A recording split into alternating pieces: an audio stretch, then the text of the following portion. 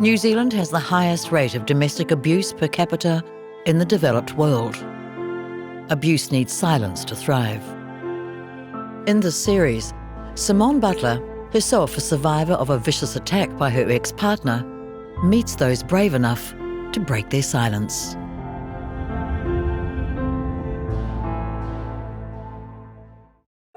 This is Jude, acting out a scene as part of her job with the Royal New Zealand Police College, where she is the family harm advisor and trainer.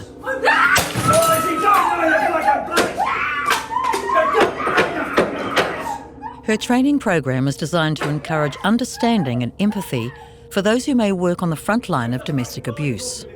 If somebody had have told me that I'd be doing the job I am now and the influence that I'm having, it would have just been it would have been laughable. Look at me!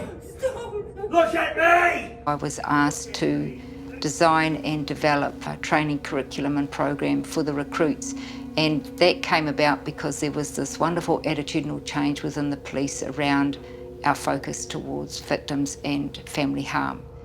On average, New Zealand police attend a family violence incident every 5.5 minutes. The wonderful thing was that the police brought in a new core value, which was empathy. It never used to be one of our core values, but it is now, which is a wonderful core value to have. So I built this whole training package around empathy and education. Empathy is so important. Empathy, what is it though? Let's have a look. At a refresher presentation for those who attend family harm incidences, Jude shares her own very traumatic life story. So I was born in Taranaki, born to a white middle upper class family. There's a myth alive and well in this country that says what? What is the myth that contradicts? Family harm only happens in poor, uneducated Pacifica Māori families, if you want to get right down to the specifics. That's absolute bollocks. Look, 1 in 4 victims has a university degree. For Jude, the police had once been the enemy. In her former life, she'd been going out with a gang member. When I was in the gang, we never called the police. No, I couldn't bring the police to the house. Society just didn't even want to talk about family harm. Even when I was a child, the neighbours could hear, they could not have heard me screaming. Jude started life in Taranaki, where her dad owned a grocer's. But even before she was born, her mother resented her presence. She hated this thing growing inside of her. When I was born, handed me to my father and wanted nothing to do with me. End of. So I knew rejection pre-birth from the time I was born. But the wonderful thing is, and the saving grace that I got, was that I got a father who did want me. So my mother and my siblings were over here, me and Dad were here, but you know what, I'm okay. When Jude was 8, her mother met someone else and left. Jude and her father moved to Napier. When Mum left, it changed things because the dynamics and everything changed, but not enough to distress me because I had my dad. But as long as I had my dad there, I was okay because he was my rock. And then your father got involved with another woman who became your stepmom? He did. We had this woman who was working in our shop, and she slowly became involved with my father. What was she like? She used to do horrific things to us, like she used to spit in my food and make me eat it. My self-esteem took such a battering that I ended up believing all the words that had been spoken over me. The power of the word. So she would tell me how fat I was, how ugly I was, how dumb I was, and then she'd throw that card at me, unlovable, because all mothers should love their babies. Your mother couldn't stand you. You should have died at birth. All of this sort of stuff. Started believing it, started being it, started walking it. That's the power of verbal abuse. It can squash you. I walked past her and ended up in a wall. I thought, just got in her way, bumped into her. I'll never forget when I realised that I never bumped into her at all. She's now physically coming for me. Now, what do you do with that as an 8, 9-year-old child? There's nowhere to go. So you are in your home, which is supposed to be your safest place on earth, and you're in there with a predator, a monster, who can physically put their hands on you to cause harm anytime they choose. The time I was 14, she had convinced my father to send me back to my mother. which is what she wanted the whole way through. She wanted my father to herself. So I went back to my mum, but that was really hard because I never wanted to leave my dad. Dad was the only person in the world that I felt safe with. He gave me my sense of belonging. I have to say, in all fairness to my mother, that she provided very well for me. We had a nice home, I went to a good school, so materialistically provided very well for me, but you know what? They meant absolutely nothing. What was missing? A connection. So I go out onto the streets and I become promiscuous and I start sleeping with boys, and I interpret sex for love because boys were nice to get what they wanted, so that made me feel special. The act of sex being held, that's love, isn't it? It wasn't long before Jude became pregnant. Family pressure forced her to get married. A good old what we used to call shotgun wedding, because society, they were starting to come around to a different way of thinking, but general society was that you didn't have babies unless you were married, and if you did, that made you a certain type of person. Put my age on there as well. It was not a marriage of love. Jude was 16, 4 months pregnant, and married to an abusive partner. Then tragedy struck. Her father was killed in a motorbike accident. I had this one man, and now he's gone. So who have I got now?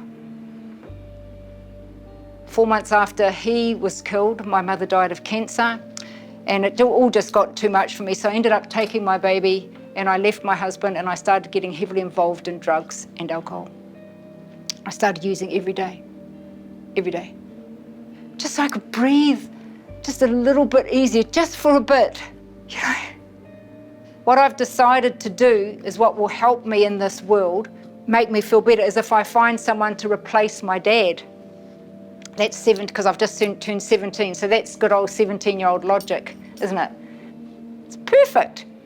But remember, I'm going to look for a partner, but I've got this belief system. I'm trash, I'm fat, I'm ugly, I'm dumb, I'm all of those things. I believed that 100%. So when you walk with a belief like that, a gang member that was perfect for me. What was that like? His beatings were really, really vicious. I just got to a point where I just hated him. But you were trapped. But how do you leave and where do you go? It is a world full of violence, it's a world full of crime.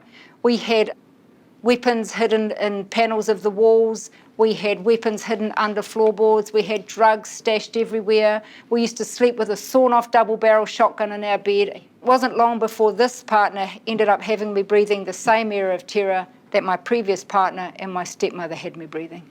He took me into the world of sexual violence. Can you have consensual sex one night but be raped the following night by the same partner that you're living with?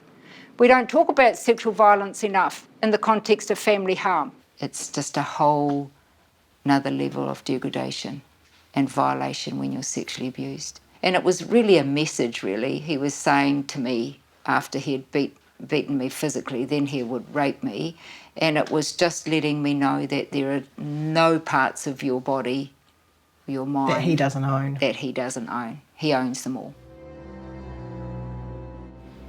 Can I just leave? No, where to? I'm a gang girl, I'm branded, I'm labelled. I ended up getting pregnant to him. And here's the horrible thing. I don't want it. I've had a lot of stuff that I've had to work through as I've got out of this world, and this was one of the hard things I've had to work through, because how could I not want my child? But I didn't. The abuse continued after the birth of their son. It reached a point where Jude knew she had to get away or be killed. He just about slit my throat. My son was about 9 months old by this stage. I knew I was pretty close to death, so I ran away. But with the real danger of being found on the street by rivals, Jude returned to the house, only to find the entire gang had gathered in her living room. The president of the gang got up and said to me, "You want to leave?" He goes, "You can go." But there was a condition. I couldn't take my son. What do I do? No, I left. What sort of mother would leave a 9-month-old child bad mother. My stepmother's voices are just loud in my ear. I am absolutely a piece of frigging scum. Because what sort of woman would do that? A broken one. A broken one. Thank you for that. But not many people would have seen me as that. They would have seen a gang girl walked out on her baby. Though Jude managed to get away from the gang, there were other abusive partners, and it would be many years before she managed to break the cycle. She eventually shifted to Tauranga, and it was here on a course that she met someone who listened to her story. She looked past the bitterness and the ugliness and darkness that I carried with me, and she knew that bitterness and that ugliness and darkness had come from somewhere. She looked beyond that, and she helped me change my life. But do you think it was an easy transition from that to this? Took a long time, but you know what? I wanted better, and I got there. So change is possible because you've seen it.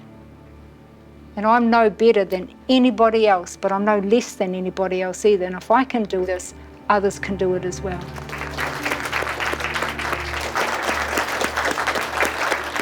We needed that reminder, I'm not going to lie. There's so many victims out there who obviously don't want help at that point where you front up, and it can be so frustrating. Can imagine. But this is a perfect reminder, so thank you.